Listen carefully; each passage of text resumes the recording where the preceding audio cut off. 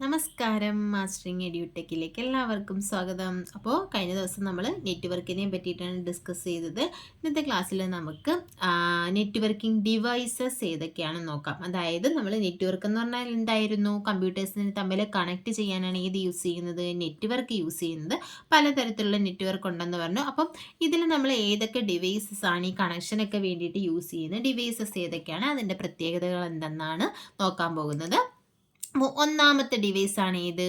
Modem. Modem എന്ന് പറഞ്ഞാൽ മോഡത്തിന്റെ full ഫോമും പലതവണ എക്സാമിന് ചോദിച്ചിട്ടുണ്ട്. മോഡുലേറ്റർ, ഡീമോഡുലേറ്റർ എന്നാണ് മോഡത്തിന്റെ ഫുൾ ഫോം.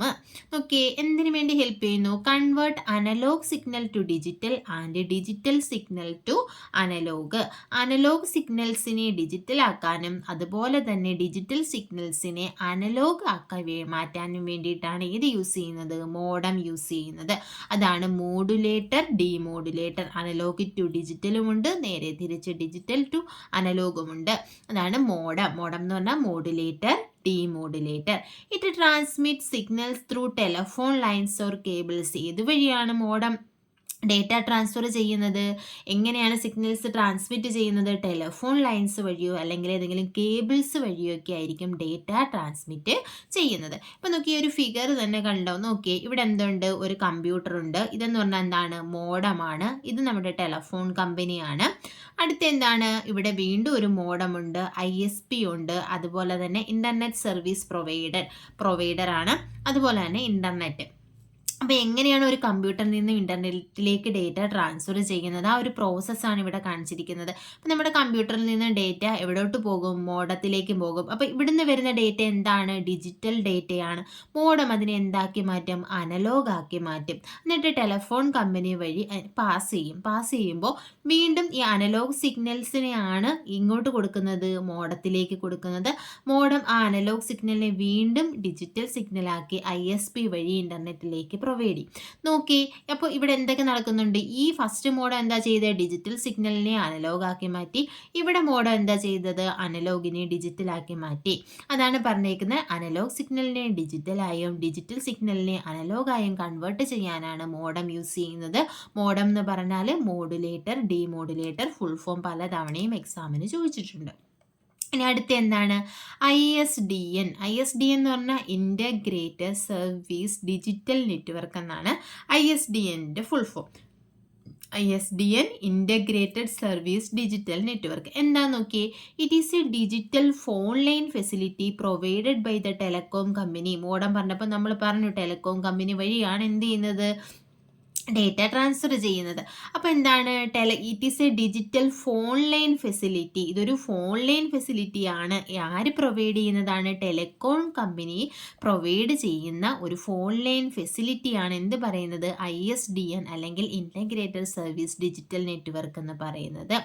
ഈ ISDN മോഡമാണ് എന്ത് used to provide internet provide ചെയ്യുന്നത് ആരാണ്? ഈ ISDN മോഡമാണ്. It's capable of transferring voice and digital data. എന്തൊക്കെ ട്രാൻസ്ഫർ ചെയ്യാം ISDN വഴി? വോയിസ് ഡേറ്റാസിനെയും ഡിജിറ്റൽ ഡേറ്റാസിനെയും ട്രാൻസ്മിറ്റ് ചെയ്യാം. അപ്പോൾ ടെലകോം കമ്പനി പ്രൊവൈഡ് ചെയ്യുന്ന ഡിജിറ്റലായിട്ടുള്ള ഒരു ഫോൺ ലൈൻ ഫെസിലിറ്റിയാണ് ISDN എന്ന് പറയുന്നത്, അല്ലെങ്കിൽ ഇൻ്റഗ്രേറ്റഡ് സർവീസ് ഡിജിറ്റൽ നെറ്റ്വർക്ക് എന്ന് പറയുന്നത്. ISDN മോഡമാണ് ഇതിൽ ഇൻ്റർനെറ്റ് പ്രൊവൈഡ് ചെയ്യുന്നത്. ഡേറ്റ വോയിസ് ആയിട്ടും ഡിജിറ്റൽ ഡേറ്റ ആയിട്ടും എന്ത് ചെയ്യാം? ട്രാൻസ്മിറ്റ് ചെയ്യാം. അടുത്ത് നോക്കിയേ, ISP നമ്മൾ ആദ്യം മോഡം പറഞ്ഞപ്പോൾ കണ്ടു, ഇൻ്റർനെറ്റ് സർവീസ് പ്രൊവൈഡർ. എന്താണ്? Company that provide access to network. അതായത് നെറ്റ്വർക്ക് ആക്സസ് ചെയ്യുന്ന ആ കമ്പനീസിനെയാണ് എന്ത് പറയുന്നത്? ISP അല്ലെങ്കിൽ ഇൻ്റർനെറ്റ് സർവീസ് പ്രൊവൈഡർ എന്ന് പറയുന്നത്. ഇപ്പം നമ്മുടെ VSNL അല്ലെങ്കിൽ വിദേശ് സഞ്ചാർ നിഗം ലിമിറ്റഡ്, ഏഷ്യാനെറ്റ്, റിലയൻസ് ഒക്കെ എന്താണ്? ISP ആണ്. അതായത് നമുക്ക് നെറ്റ്വർക്ക് പ്രൊവൈഡ് ചെയ്യുന്ന കമ്പനീസിനെയാണ് എന്ത് പറയുന്നത്? ISP അല്ലെങ്കിൽ ഇൻ്റർനെറ്റ് സർവീസ് പ്രൊവൈഡർ എന്ന് പറയുന്നത്. അപ്പോൾ ഏതൊക്കെ കമ്പനീസ് ഉണ്ട്? ഏഷ്യാനെറ്റ്, റിലയൻസ്, VSNL എന്നൊക്കെ പറയുന്നത് എന്താണ്? ഇൻ്റർനെറ്റ് സർവീസ് പ്രൊവൈഡേഴ്സ് ആണ്.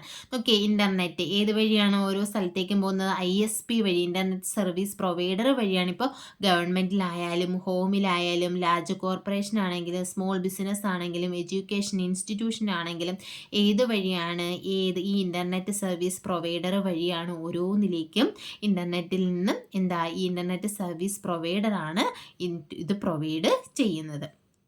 നോക്കിയേ അടുത്തത് ഹബ്ബ് എന്ന് പറഞ്ഞാൽ ഒരു മെയിനായിട്ടുമുള്ള ഒരു ഡിവൈസാണ് ഇത് hub.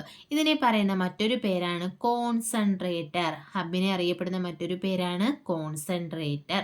It connect more than one computer together in A network. ഒരു നെറ്റ്വർക്കിലുള്ള കമ്പ്യൂട്ടേഴ്സിനെ എല്ലാം കണക്ട് ചെയ്യാൻ നമ്മൾ പറഞ്ഞു. നെറ്റ്വർക്ക് എന്ന് പറഞ്ഞാൽ ഒരു റൂമിലോ ഒരു ബിൽഡിങ്ങിലോ ഉള്ള 10 കമ്പ്യൂട്ടർ ഉണ്ടെങ്കിൽ ആ 10 കമ്പ്യൂട്ടേഴ്സിനെയും തമ്മിൽ കണക്ട് ചെയ്യാനാണ് നെറ്റ്വർക്ക് യൂസ് ചെയ്യുന്നത്. അപ്പോൾ ഹബ്ബ് എന്ന് പറഞ്ഞാൽ എന്താണ്? ഒന്നിലധികം കമ്പ്യൂട്ടേഴ്സ് ഉണ്ടെങ്കിൽ അതിനെ പരസ്പരം കണക്ട് ചെയ്യാൻ വേണ്ടി യൂസ് ചെയ്യുന്ന ഒരു ഡിവൈസ് ആണ് ഹബ്ബ്. അപ്പോൾ നോക്കിയേ, ഈ ഹബ്ബ് കണ്ടോ? ഹബ്ബിൽ ഓരോ പോർട്ടുണ്ട്, 4 കമ്പ്യൂട്ടേഴ്സ് ഉണ്ട്. ഈ 4 കമ്പ്യൂട്ടേഴ്സും ഈ ഹബ്ബിനകത്തുള്ള ഓരോ പോർട്ടുമായിട്ടും കണക്റ്റഡ് ആണ്. അപ്പോൾ ഇതിൻ്റെ പ്രത്യേകത എന്ന് പറഞ്ഞാൽ എന്താ? ഈ ഒന്നാമത്തെ കമ്പ്യൂട്ടറിൽ നിന്നും ഒരു ഡേറ്റ ഷെയർ ചെയ്യുന്നുണ്ട്. കണ്ടോ, ഇവിടേക്ക് വരുന്നുണ്ടല്ലോ ഡേറ്റ. ഹബ്ബ് വഴി ഡേറ്റ ഷെയർ ചെയ്യുവാണെന്നുണ്ടെങ്കിൽ ആ ഹബ്ബുമായിട്ട് കണക്ട് ചെയ്തിട്ടുള്ള എല്ലാ കമ്പ്യൂട്ടേഴ്സിലേക്കും ആ ഡേറ്റ ട്രാൻസ്ഫർ ചെയ്യും. അതാണ് ഹബ്ബിൻ്റെ പ്രത്യേകത. ഓക്കെ, ഈ ഫസ്റ്റ് കമ്പ്യൂട്ടറിൽ നിന്ന് ഒരു ഡേറ്റ ഷെയർ ചെയ്തു, അത് ഹബ്ബിൽ വന്നു കഴിയുമ്പോൾ ആ ഡേറ്റ എങ്ങോട്ടൊക്കെ പോകുന്നുണ്ട്? രണ്ടാമത്തെ കമ്പ്യൂട്ടറിലും 3ാമത്തെ കമ്പ്യൂട്ടറിലും 4ാമത്തെ കമ്പ്യൂട്ടറിലും പോകുന്നുണ്ട്. അപ്പം ഈ ഹബ്ബ് വഴിയാണ് എന്ത് ചെയ്തിരിക്കുന്നത്? ഈ 4 കമ്പ്യൂട്ടേഴ്സിനെയും കണക്ട് ചെയ്തിരിക്കുന്നത്. അപ്പോൾ ഹബ്ബിനെ കോൺസെൻട്രേറ്റർ എന്നറിയപ്പെടും. എന്താണ്? ഒന്നിലധികം കമ്പ്യൂട്ടേഴ്സിനെ തമ്മിൽ കണക്ട് ചെയ്യാനാണ് ഹബ്ബ് യൂസ് ചെയ്യുന്നത്. ഇതിൻ്റെ പ്രത്യേകത മനസ്സിലാക്കി വെച്ചേക്കണം. ഒരു ഹബ്ബ് വഴി 4 കമ്പ്യൂട്ടർ കണക്ട് ചെയ്തിട്ടുണ്ടെങ്കിൽ ഏതെങ്കിലും ഒരു ഡിവൈസിൽ നിന്ന് ഒരു ഡേറ്റ ട്രാൻസ്ഫർ ചെയ്ത് കഴിഞ്ഞാൽ ഹബ്ബിലുള്ള ബാക്കി എല്ലാ ഡിവൈസിലേക്കും അത് എന്ത് ചെയ്യും? എത്തിച്ചേരും. അടുത്ത് നോക്കിയേ, സ്വിച്ച് എന്ന് പറഞ്ഞാൽ switch check the IP address and direct the message packet to the port on which the device that with the IP address. Hub നമ്മൾ പറഞ്ഞു ഒരെണ്ണത്തിൽ നിന്ന് ഡേറ്റ ട്രാൻസ്ഫർ ചെയ്ത് കഴിഞ്ഞാൽ ആ ഹബ്ബുമായിട്ട് കണക്ട് ചെയ്തിട്ടുള്ള എല്ലാത്തിലേക്കും ആ ഡേറ്റ ട്രാൻസ്ഫർ ആകുമെന്ന്. പക്ഷേ സ്വിച്ചിൻ്റെ ഡിഫറൻസ് എന്താണ്? Switch check the IP address and direct the message packet to the port on which the IP address. അതായത് ഇപ്പോൾ നമ്മൾക്കിപ്പോൾ ഇൻ്റർനെറ്റ് യൂസ് ചെയ്യുന്നുണ്ടെങ്കിൽ ആ ഇൻ്റർനെറ്റ് യൂസ് ചെയ്യുന്ന ആ ഇൻ്റർനെറ്റിൽ കണക്റ്റഡ് ആയിട്ടുള്ള ഓരോ കമ്പ്യൂട്ടേഴ്സിനെ ഐഡൻറ്റിഫൈ ചെയ്യാൻ വേണ്ടിയിട്ട് ഒരു അഡ്രസ്സ് കാണും. ഇൻ്റർനെറ്റ് അഡ്രസ്സ് എന്ന് പറയുന്നത് ഇൻ്റർനെറ്റ് പ്രോട്ടോക്കോൾ അഡ്രസ്സ് അല്ലെങ്കിൽ IP അഡ്രസ്സ് എന്ന് പറയും. അപ്പോൾ നമ്മളിപ്പോൾ ഒരു കമ്പ്യൂട്ടറിൽ നിന്നും, ഇപ്പം എൻ്റെ കമ്പ്യൂട്ടറിൽ നിന്നും എനിക്ക് അടുത്ത വീട്ടിലുള്ളൊരു കമ്പ്യൂട്ടറിലേക്ക് ഇൻ്റർനെറ്റ് വഴി നമുക്ക് ഡേറ്റ ഷെയർ ചെയ്യണം. അങ്ങനെയാണെന്നുണ്ടെങ്കിൽ ഞാനൊരു ആ ഡേറ്റ ഷെയർ ചെയ്യുന്ന സമയത്ത് ആ നെറ്റ്വർക്കിൽ കണക്ട് ചെയ്തിട്ടുള്ള ഈ പരിസരത്തുള്ള വീടുകളിലെല്ലാം പോകേണ്ട ആവശ്യമുണ്ടോ? ഇല്ല. നമ്മൾ ആർക്കാണോ അയക്കുന്നത് അവർക്ക് മാത്രം പോയാൽ മതി. അപ്പോൾ എന്താ ചെയ്യുന്നത്? സ്വിച്ച് ഏത് IP അഡ്രസ്സിലാണോ നമുക്ക് സെൻഡ് ചെയ്യേണ്ട ആ IP അഡ്രസ്സ് നോക്കിയിട്ട് അതിലേക്ക് മാത്രമേ ആ ഡേറ്റയെ ട്രാൻസ്ഫർ ചെയ്യത്തുള്ളൂ. അതാ switch check the IP address check ചെയ്യും. And direct message packet. ഈ പാക്കറ്റ് എന്ന് പറഞ്ഞാൽ എന്താണ്? നമ്മൾ അയക്കുന്ന ഡേറ്റാസിനെ ചെറിയ ചെറിയ പാക്കറ്റ്സ് ആയിട്ടാണ് എന്ത് ചെയ്യുന്നത്? ഫോർവേഡ് ചെയ്യുന്നത്. അപ്പോൾ ഈ മെസ്സേജ് പാക്കറ്റിനെ to the port on which the device with the IP address, ആ IP അഡ്രസ് ഉള്ള ഡിവൈസിൻ്റെ പോർട്ടിലേക്ക് മാത്രമേ സെൻഡ് ചെയ്യത്തുള്ളൂ. Each PC has its own address. It is called MAC address. ഓരോ കമ്പ്യൂട്ടേഴ്സിനും എന്തുണ്ടാകും? അതിൻ്റേതായ അഡ്രസ്സ് ഉണ്ടാകും. അതിനെയാണ് MAC അഡ്രസ്സ് എന്ന് പറയുന്നത്. IP അഡ്രസ്സ് എന്ന് പറഞ്ഞാൽ ഇൻ്റർനെറ്റിൽ കണക്ട് ചെയ്തിട്ടുള്ള ഓരോ കമ്പ്യൂട്ടേഴ്സിനുള്ള അഡ്രസ്സാണ് IP അഡ്രസ്സ്. ഇനി MAC അഡ്രസ്സ് എന്ന് പറഞ്ഞാൽ ഓരോ കമ്പ്യൂട്ടേഴ്സിനും ഉള്ള പേഴ്സണൽ ആയിട്ടുള്ള അഡ്രസ്സിനെയാണ് എന്ത് പറയുന്നത്? MAC അഡ്രസ്സ് എന്ന് പറയുന്നത്. ഇപ്പോൾ ഇത് കണ്ടോ, ഇവിടെ എന്തുണ്ട്? റൂട്ടറുണ്ട്, സ്വിച്ച് ഉണ്ട്, പിന്നെ ഇവിടെ എന്താണ്? ഹബ്ബുണ്ട്, അതുപോലെ തന്നെ കമ്പ്യൂട്ടേഴ്സിനെ കണക്ട് ചെയ്തിട്ടുണ്ട്. പല രീതിയിൽ സ്വിച്ച്, ബ്രിഡ്ജൊക്കെ നമുക്ക് പഠിക്കാനുണ്ട്. ബ്രിഡ്ജുണ്ട്.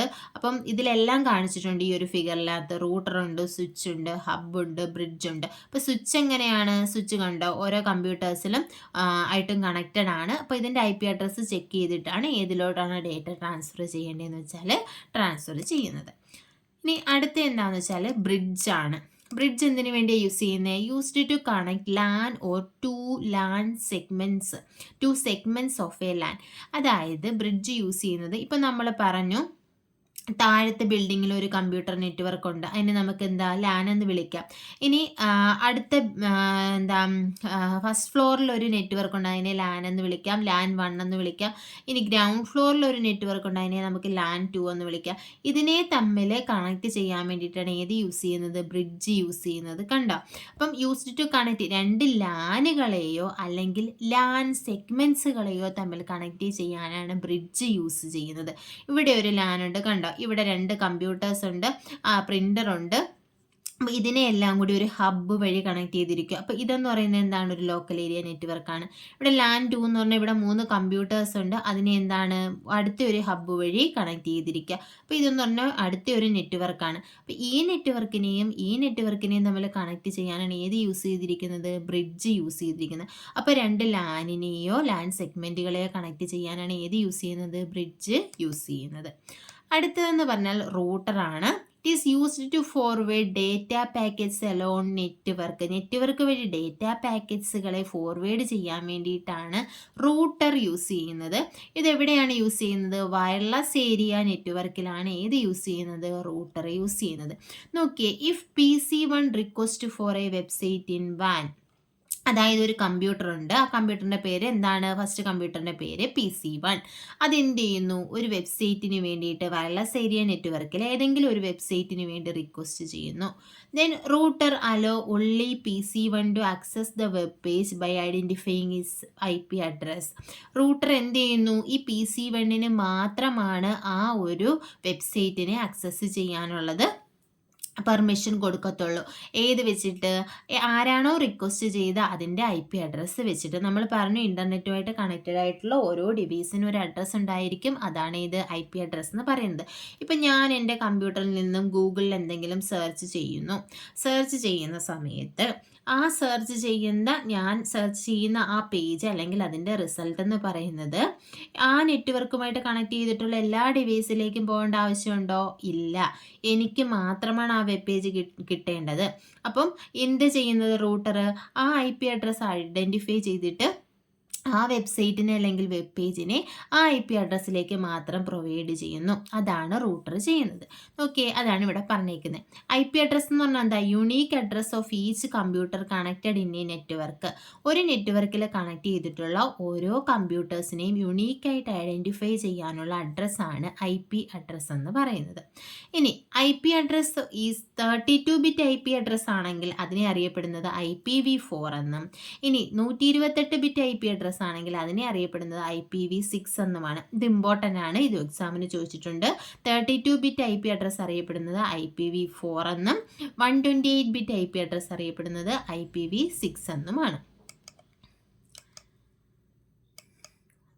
ഇപ്പം നോക്കിയേ, ഇതാണ് റൂട്ടറിന് എക്സാമ്പിൾ ആയിട്ടുള്ള ഫിഗർ.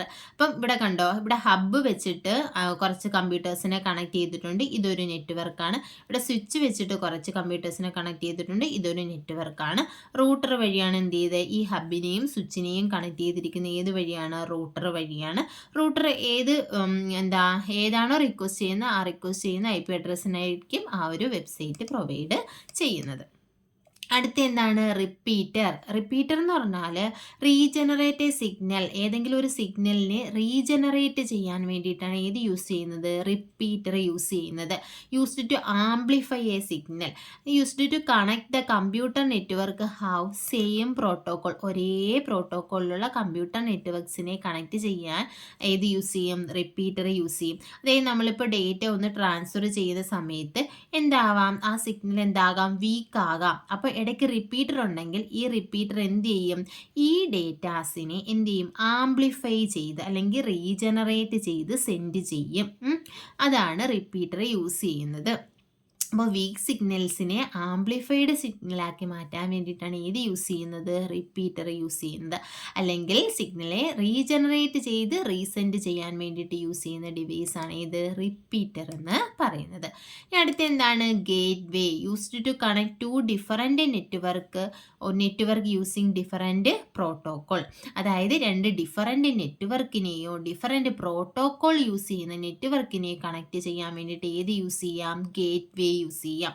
ഇവിടെ നോക്കി, ഇവിടെ ഒരു നെറ്റ്വർക്ക് 1 ഉണ്ട്, ആ നെറ്റ്വർക്ക് എന്താണ് റൂട്ടറുമായിട്ടാണ് കണക്ട് ചെയ്തിരിക്കുന്നത്. ഇതൊരു പ്രോട്ടോക്കോളാണ്. ഇനി അടുത്ത നെറ്റ്വർക്ക് ഉണ്ട്. ഇതെന്താണ്? ബസ് ടോപ്പോളജി വഴിയാണ് എന്ത് ചെയ്തിരിക്കുന്നത്, കണക്ട് ചെയ്തിരിക്കുന്നത്. അപ്പം ഇതിൽ യൂസ് ചെയ്തിരിക്കുന്ന പ്രോട്ടോക്കോൾ എന്താണ്? റൂട്ടർ വഴിയും ഇതിൽ വേറൊരു പ്രോട്ടോക്കോളാണ് യൂസ് ചെയ്തിരിക്കുന്നത്. അപ്പോൾ രണ്ട് ഡിഫറെൻറ്റ് പ്രോട്ടോക്കോൾസിനെ തമ്മിൽ കണക്ട് ചെയ്യാൻ, അല്ലെങ്കിൽ ഡിഫറെൻറ്റ് നെറ്റ്വർക്ക്സിനെ തമ്മിൽ കണക്ട് ചെയ്യാൻ വേണ്ടിയിട്ട്. അപ്പം ഇതെന്ന് പറയുന്നത് എന്താണ്? ഒന്നാമത്തെ നെറ്റ്വർക്ക് 1 ആണ്. ഇത് രണ്ടാമത്തെ നെറ്റ്വർക്ക് 2 ആണ്. ഇവിടെ രണ്ട് ഡിഫറെൻറ്റ് നെറ്റ്വർക്ക്സ് ആണ്. അപ്പോൾ ഈ രണ്ട് ഡിഫറെൻറ്റ് നെറ്റ്വർക്ക്സുകളെ തമ്മിൽ കണക്ട് ചെയ്യാനാണ് ഏത് യൂസ് ചെയ്തിരിക്കുന്നത്? ഗേറ്റ് വേ യൂസ് ചെയ്തിരിക്കുന്നത്. അപ്പോൾ ഗേറ്റ് വേ എന്ന് പറഞ്ഞാൽ രണ്ട് ഡിഫറെൻറ്റ് നെറ്റ്വർക്കുകളെയോ അല്ലെങ്കിൽ രണ്ട് ഡിഫറെൻറ്റ് പ്രോട്ടോകോൾസ് യൂസ് ചെയ്യുന്ന നെറ്റ്വർക്കുകളെ തമ്മിൽ കണക്ട് ചെയ്യാൻ വേണ്ടിയിട്ട് യൂസ് ചെയ്യുന്നു. അടുത്ത പ്രോട്ടോകോൾ എന്ന് പറഞ്ഞാൽ എന്താ? സെയിം റൂൾസ് ആണ്. എന്താ? കമ്പ്യൂട്ടർ നെറ്റ്വർക്ക് പ്രൊവൈഡ് ചെയ്യുന്ന ചില റൂൾസിനെയാണ് എന്ത് പറയുന്നത്? പ്രോട്ടോകോൾ എന്ന് പറയുന്നത്. മെയിനായിട്ട് നമ്മൾ നെറ്റ്വർക്കിൽ യൂസ് ചെയ്യുന്ന ഒരു പ്രോട്ടോകോളാണ് TCP/IP. ഫുൾ ഫോം എക്സാമിന് ചോദിച്ചിട്ടുണ്ട്. Transmission control protocol or internet protocol. TCP എന്ന് പറഞ്ഞാൽ ട്രാൻസ്മിഷൻ കൺട്രോൾ പ്രോട്ടോകോൾ, IP എന്ന് പറഞ്ഞാൽ ഇന്റർനെറ്റ് പ്രോട്ടോകോൾ. ഇപ്പോൾ IP അഡ്രസ് ഒക്കെ നമ്മൾ ഒരുപാട് തവണ പറഞ്ഞു. അപ്പോൾ അറിയാം, IP എന്ന് പറഞ്ഞാൽ internet protocol, TCP transmission control protocol. അപ്പോൾ ഇത്രയുമാണ് മെയിനായിട്ടുമുള്ള നെറ്റ്വർക്കിംഗ് ഡിവൈസസ്. അപ്പോൾ ഇതെല്ലാം നിങ്ങൾക്ക് മനസ്സിലായി കാണുമെന്ന് വിശ്വസിക്കുന്നു. കുറച്ച് ആദ്യമായിട്ട് കേൾക്കുന്നവർക്ക് കുറച്ച് ടഫായിട്ടുള്ളൊരു പോർഷനാണ്. അത് നമ്മൾ മനസ്സിലാക്കി പഠിക്കുകയാണെങ്കിൽ നമുക്ക് എളുപ്പമാണ്. അപ്പം റിപ്പീറ്റായിട്ട് കേട്ട് പഠിക്കുക. അതുപോലെ തന്നെ ഫിഗർ വെച്ച് നോക്കി ഐഡൻറ്റിഫൈ ചെയ്ത് പഠിക്കുക. അപ്പോൾ പേപ്പറിലെങ്ങാനും ജസ്റ്റ് ആ ഫിഗർ വരച്ചെടുത്തിട്ട് അതിൻ്റെ ഡിഫറൻസ് എന്താണെന്ന് നോക്കി പഠിച്ചു കഴിഞ്ഞാൽ നമുക്ക് ഈസി ആയിട്ട് പഠിക്കാൻ പറ്റും. അപ്പോൾ ക്ലാസ്സുകൾ ഇഷ്ടപ്പെടുകയാണെന്നുണ്ടെങ്കിൽ ലൈക്ക് ചെയ്യുക, ഷെയർ ചെയ്യുക. അതുപോലെ തന്നെ നിങ്ങളുടെ അഭിപ്രായങ്ങൾ കമൻറ്റ് ചെയ്യുക. താങ്ക്